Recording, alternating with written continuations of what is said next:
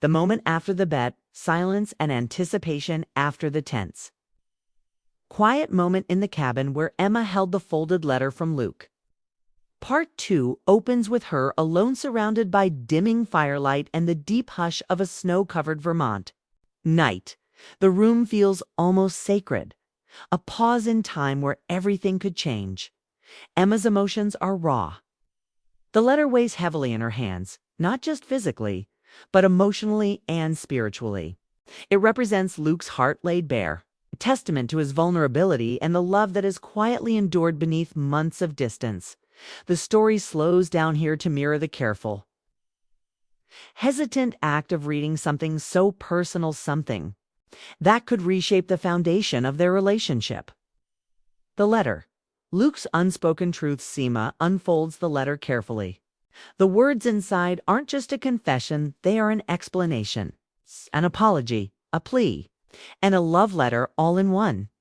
Key themes in Luke's letter. 1.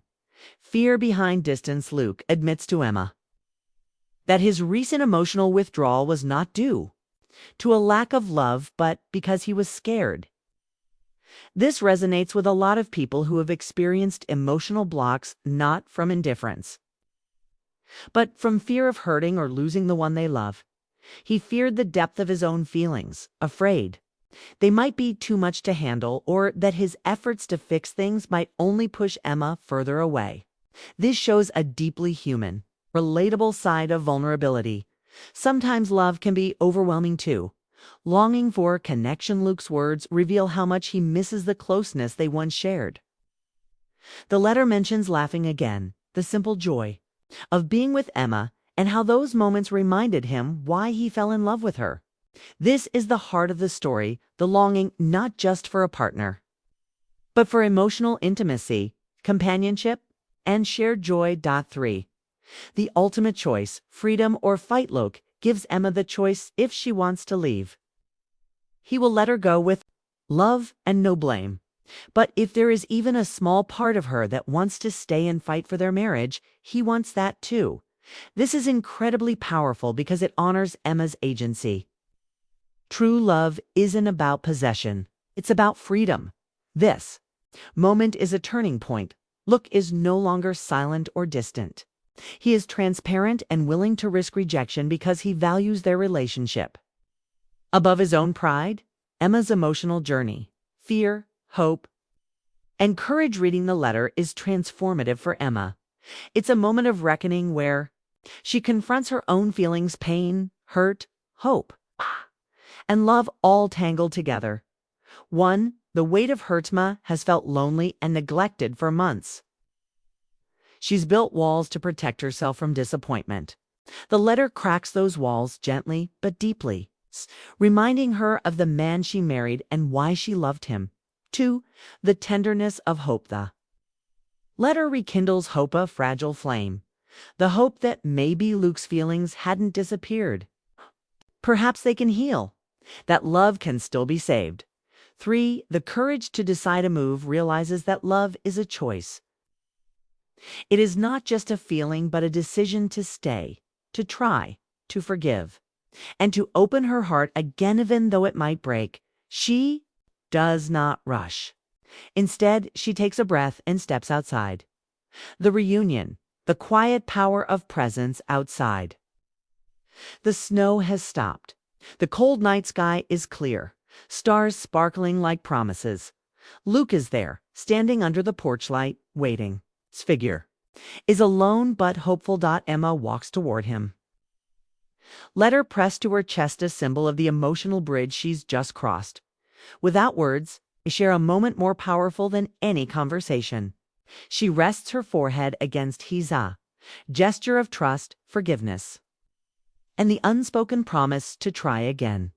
When Emma whispers, "I don't want anything except you," it is the story's emotional climax, a simple but profound declaration that cuts through months of silence and misunderstanding. Luke's reaction, a hitch in his breath, and the way he pulls her close, signals relief, love, and renewed commitment. Emma Dawson had been married to Luke for nearly 7 years. They lived just outside of Boston, both professionals in their early 30s. a school counselor with a tender heart and calm strength. Luke, a quiet architect who loved simplicity and silence more than most people could understand. To outsiders, they seemed like the perfect couple, stable, kind, well-matched. But behind closed doors, their connection had thinned over time like thread-worn bare from too much tension.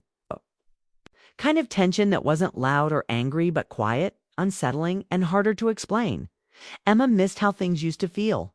How Luke used to reach for her hand in the middle of the night. How they used to laugh over burnt pancakes on lazy Sundays. Now they barely touched. Conversations were brief. Affection had become routine. Their love, once warm and bright, had begun to feel like a faded photograph, still beautiful, but distant. So when Luke suggested a weekend getaway to a snowy cabin in Vermont, Emma said yes, though she wasn't sure if it would fix anything. Still, part of her hoped that the cold air and time away from their routines would warm something between them again. The cabin, old memories. New distance, the cabin was rustic, small, and filled with quiet charm. A stone fireplace sat in the center of the living room with soft flannel blankets draped over worn-out couches. Snow gently fell outside, painting the world in white silence. It was supposed to be romantic. Should have been. But the distance followed them there. Meals were eaten in silence. Small talk filled the spaces where confessions used to live. They went for walks, talked about the weather, about work, about everything except the one thing that mattered them. On the second night, after a dinner of pasta and wine, Emma pulled out an old deck of playing cards from a drawer. She remembered how they used to play during their early dating days, how Luke used to pretend he didn't care about winning when he absolutely did. "Let's play," she said with a small smile, her tone soft but unsure. Luke looked up from the fire, his blue eyes tired but gentle. "Yeah," he said. "Let's." They sat across from each other at the small wooden table. The fire crackled beside them, casting golden shadows across the room. The bet winner gets to ask for anything. They played for a while, like old times. The game wasn't the point, it was the excuse. Something about holding the cards, laughing at bad hands, and watching each other's reactions felt familiar. Safe. But then Luke said something that changed the tone entirely. "Let's make it interesting," he said, shuffling the cards in that quiet, careful way he always had. "Winner gets to ask the loser for anything." Emma raised an eyebrow. "Anything?" He nodded once, eyes unreadable. "Anything." Her heart skipped. It wasn't like Luke to suggest something like that. He was the safe one, the planner, the one who thought through every move. But there was a strange edge in his voice. Not playful, not quite serious either. Something in between.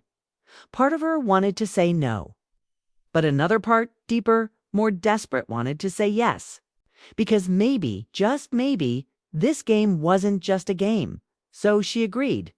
The game, more than cards, they played 3 rounds, then 5, then 7. The wine made them looser. The fire made them warmer. For the first time in months, they laughed without thinking. Emma noticed something, though Luke wasn't playing like he usually did. He was holding back, folding when he shouldn't, making small mistakes. At first, she thought she was just rusty. But after a while, it became clear he was letting her win. And not subtly, he wanted her to win. She didn't say anything, just kept playing until, finally, he laid down a hand that all but guaranteed her victory. And when she looked at him, confused and unsure, he just smiled. A sad, knowing smile. "You won," he said. Emma leaned back in her chair, her pulse racing. "Okay," she said slowly. "So what should I ask for?" Luke met her eyes, and for a second she saw something in them that made her chest ache. Vulnerability, fear, love. "I was hoping you'd win," he said softly. She blinked. "What do you mean?" He didn't answer immediately. Instead, he reached into the inner pocket of his jacket and pulled out a small folded piece of paper, creased and worn like it had been handled many times. "I wrote this before we came." "Here," he said. "I didn't know if I'd give it to you. Still don't know if it's a good idea. But that's what I want you to take. That's what I want to give you." He handed it to her. The paper felt heavier than it should have. Her hands trembled slightly as she took it. The fire cast golden light on the edges, but her fingers were cold. "What is it?" she asked, her voice barely above a whisper. Luke looked down, then back at her.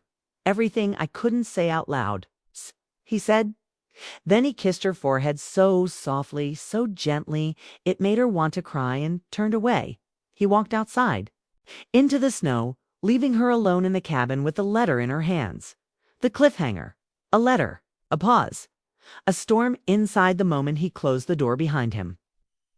Silence settled in the room like a heavy fog dot. Emma didn't open the letter.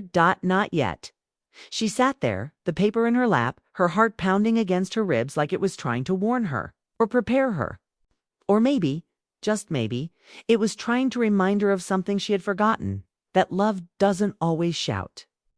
Sometimes it whispers, and sometimes it hides. She stared at the folded letter, her fingers tracing the edges. The cabin, no longer, felt warm. The fire had dimmed. The snow outside had grown heavier. But none of that mattered. What mattered was the question now echoing in her mind: why would a man lose a game just to give his wife a letter? She didn't know the answer yet, but something in her heart told her it was going to change everything.